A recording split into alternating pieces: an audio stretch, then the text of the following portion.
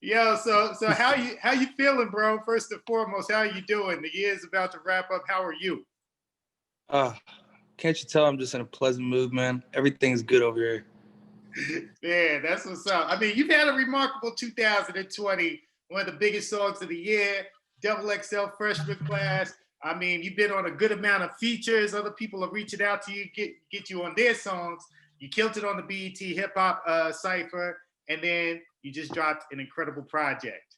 Way to My end God. 2020, brother. Way to end Thank you. 2020. Thank you for listing my successes, bro. Thank you. I appreciate that. We're paying attention over here, man. We're paying attention. I can tell. Have you taken the time just to look back at this year and kind of like reflect on everything that you've accomplished? Yeah, I look back even further than that. I've been recording and giving music to people for so long that I look back to 2015, 16, 17 when I was dreaming of what's occurring now. And it's funny because you still feel like the same person, like things change, things become available to you. But I feel how I felt in 2016 and that, ooh, look at that though. I want to go up there. So I still want to go further. Keep that hunger, keep that drive. It's, Yeah, I'm it's hungry. incredible because I remember hearing about you in 2017 when I was up in DC and Drama and Cannon came there on a promo run and they were very excited about you. I think you guys had just solidified your situation, but they couldn't stop talking about you, and to see it manifest the way it's been doing is incredible. Special. I got to ask, how were you able to accomplish this in the midst of a weird year, in the midst of a pandemic with no tours, no shows, very little travel, like all the traditional ways that an artist needs to promote themselves, especially an emerging artist like yourself, but you were still able to break through? Well, I mean, the internet existing helped a lot, and I got a great team.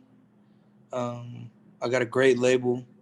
I have so many assets, you know what I mean? Besides just like myself, there's so many people working for me that are going as hard as they can for me, and I'm going as hard as I can for them. So I'm really blessed, honestly. I mean, some things just, I don't want to call it luck, but sometimes things just fall the right way for you, and you just got to keep a cool head because you can have a down year too. So I'm just thankful. Yeah, man. Yeah, the chips have definitely been falling in your favor, but it's well Hmm. deserved. You put in the work, bro. Thank you. I don't believe in luck. I think you put in the work and you're reaping the benefits. I appreciate that, bro. Nah, no doubt, man. So let's talk about this incredible project you just dropped. First and foremost, how'd you come up with the title? Oh, that's what they all say. Yeah, It's kind of a response to the criticism or the praise that I've been receiving for years, and I know I'm gonna receive after this album. I've been lucky enough to ascend steadily, so I didn't shoot up overnight. So the comments people make about me at this point, I've developed some thick skin. You know what I'm saying? I'm secure in who I am, and I know what I'm trying to do, and I know there's nothing fraudulent about it. So for me, the title is just a response. It's like, yeah, I've heard it all before. absolutely. How long were you working on the project? There's a couple records that are on there that got started a little before this point, but the point that I would say really, I said, all right, it's time to make the album was as soon as COVID got announced. As soon as quarantine hit, I went into hibernation. All those introspective records like Funny Seeing You Here, Baxter Avenue, even Tyler Hero, the ones where I'm really picking things apart and talking about how I feel, that was a result of having to be inside during this pandemic, having to look at my four walls in my bedroom and look inwards and say, why don't I talk about something? When you're partying and you're touring and you're doing all these things, it's easy for the things you say to be about that. But being inside so much, I started talking about how I felt, and it helped the album a lot. Do you think that led to the diversity and versatility on the project? Because we had a little bit of everything on there, like what you talked about. You got into some emotional stuff. You got some smooth records on there, and there are a couple of tracks I actually want to ask you about. Then you got stuff where you're straight spitting. You got a trap joint with Lil Baby. So, do you think what you just talked about, as far as being locked in and so focused, led to such versatility and diversity on this project? Because that's one thing that stuck out to me. Yeah, I mean, I honestly, when I make music, I'm laser focused, and I'm at my best when I get lost in it and I have fun and kind of forget about any reservations I have. So it's a mix of focus and making sure that I lose myself. Yeah, you definitely did that, man. A couple of songs I definitely want to ask you about. Way Out, you and Big Sean, dope video by the way. I like the drama cameo in the beginning. Um, Talk to me about how that record came together, and what did you think when you first got Big Sean's verse back? So that record was one of the first ones I did this year. And I remember Jetson had played the beat, and I came up with this little melody. So I just went in the booth and just like did what I did. I just did it. And I didn't think much of it. It was a 10-minute process. I said, Nikki, save that. Let's move on to something else. No one in the room really thought much of it. The next day I walk in the studio and Nikki, my engineer, presses the space bar as soon as I walk in and plays that melody. And I was like, what is this? And it was that thing I'd done the day before. So that's what's so crazy about music is sometimes it hits you different. I think audience gets to feel that and I get to feel that. Like it hits you different at different times. So Big Sean reached out to me after I dropped the Tyler Hero record and he said, yo, I love what you're doing. He's a legend. So I was like, listen, I have a song that I want you on. And I ended up going to LA for some other reasons. And he invited me to his crib and I went to his house and he said, why don't we do it right now? And he did the verse right in front of me in the room.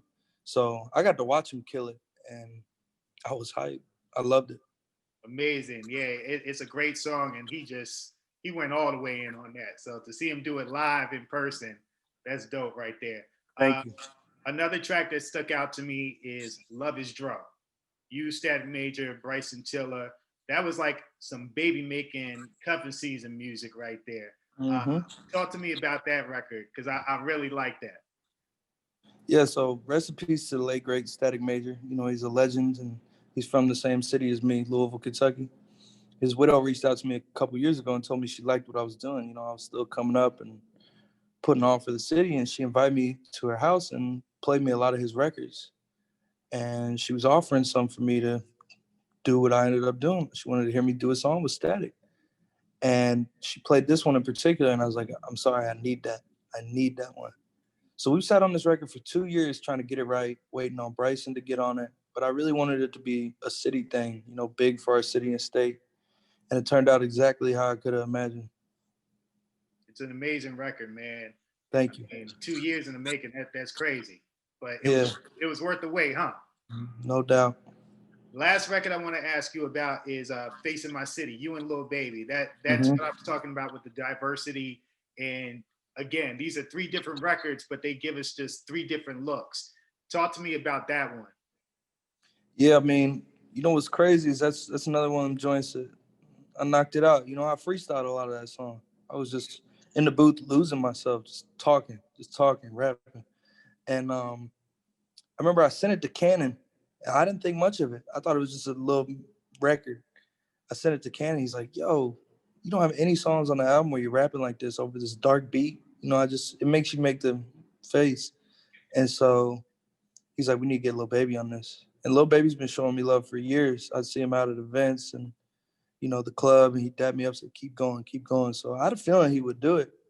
And sure enough, he knocked it out for me quickly too. And the rest is history.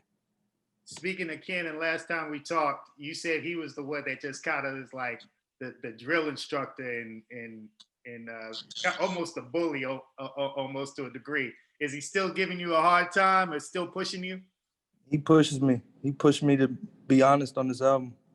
All the truth telling I did on this album is because he was like, yo, the greats tell the truth. The Mm, Jays, the Drakes, the Yays, they tell the truth. yeah, That's what it takes. At some point, people want to know what's in your heart, even the ugly parts. So that's what the focus was for me on this album, is being real. You can only do so many songs about how fly you are. yeah. Well, it definitely comes through, bro. What does 2021 look like for you? Phew, madness. Top of the game. There it is. I'm gonna wrap it up on this question right here, and this is something I've been asking everybody who I've talked to recently. Are you taking the vaccine if it means getting back to these live shows? To the head. Bro, I'm deep throating the vaccine, fam. I ain't heard it like that, but that's what's up right there, man. Yeah, you heard it here first. That's real. That's real, bro. Well, listen, I appreciate your time. congratulations on the project. Congratulations on a phenomenal 2020. And I think big things or even bigger things are going to happen for you next year. My God, thank you so much. And I appreciate the great interview as always, just like last time. Always, man. Come on. Thank you, bro. I'll see you soon. All right, my brother. Be safe. Peace, bro.